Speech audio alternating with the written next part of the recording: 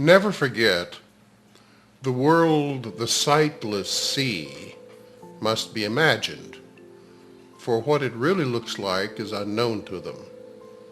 They must infer what could be seen from evidence forever indirect, and reconstruct their inferences as they stumble and fall because of what they did not recognize, or walk unharmed through open doorways that they thought were closed. And so it is with you. You do not see. Your cues for inference are wrong, and so you stumble and fall down upon the stones you did not recognize, but fail to be aware you can go through the doors you thought were closed, but which stand open before unseeing eyes, waiting to welcome you. How foolish is it to attempt to judge what could be seen instead? It is not necessary to imagine what the world must look like. It must be seen before you recognize it for what it is. You can be shown which doors are open, and you can see where safety lies, and which way leads to darkness, which to light. Judgment will always give you false directions, but vision shows you where to go. Why should you guess? There is no need to learn through pain, and gentle lessons are acquired joyously and are remembered gladly. What gives you happiness you want to learn and not forget. It is not this you would deny. Your question is whether the means by which this course is learned will bring to you the joy it promises. If you believed it would, the learning of it would be no problem. You are not a happy learner yet, because you still remain uncertain that vision gives you more than judgment does, and you have learned that both you cannot have. The blind become accustomed to their world by their adjustments to it. They think they know their way about in it. They learned it not through joyous lessons, but through the stern necessity of limits they believe they could not overcome. And still believing this, they hold those lessons dear and cling to them because they cannot see. They do not understand the lessons keep them blind. This they do not believe. And so they keep the world they learn to see in their imagination, believing that their choice is that or nothing. They hate the world they learn through pain, and everything they think is in it serves to remind them that they are incomplete and bitterly deprived.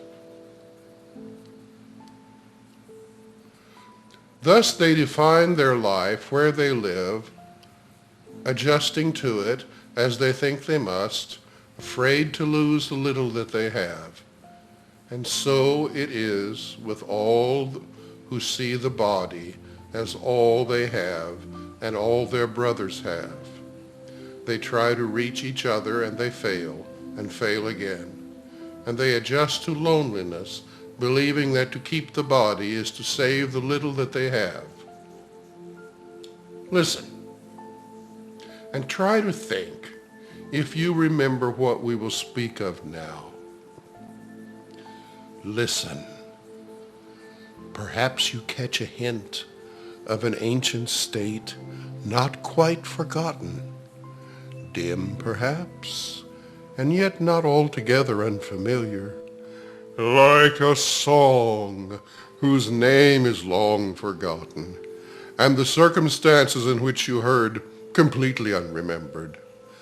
Not the whole song has stayed with you, but just a little wisp of melody, attached not to a person or a place or anything particular, but you remember. From just this little part, how lovely was the song, how wonderful the setting where you heard it, and how you loved those who were there and listened with you. The notes are nothing, yet you have kept them with you, not for themselves, but as a soft reminder of what would make you weep if you remembered how dear it was to you. You could remember? Yet you're afraid, believing you would lose the world you learned since then. And yet you know that nothing in the world you learned is half so dear as this. Listen and see if you remember an ancient song you knew so long ago and held more dear than any melody you taught yourself to cherish since. Beyond the body, beyond the sun and the stars, past everything you see, and yet somehow familiar, is an arc of golden light that stretches as you look into a great and shining circle, and all the circle fills with light before your eyes. The edges of the circle disappear, and what is in it is no longer contained at all. The light expands and covers everything, extending to infinity, forever shining, and with no break or limit anywhere. Within it, everything is joined in perfect continuity. Nor is it possible to imagine that anything could be outside, for there is nowhere that this light is not. This is the vision of the Son of God, whom you know well. Here is the sight of him who knows his Father. Here is the memory of what you are, a part of this, with all of it within, and joined to all as surely as all is joined in you. Accept the vision that can show you this and not the body. You know the ancient song and know it well.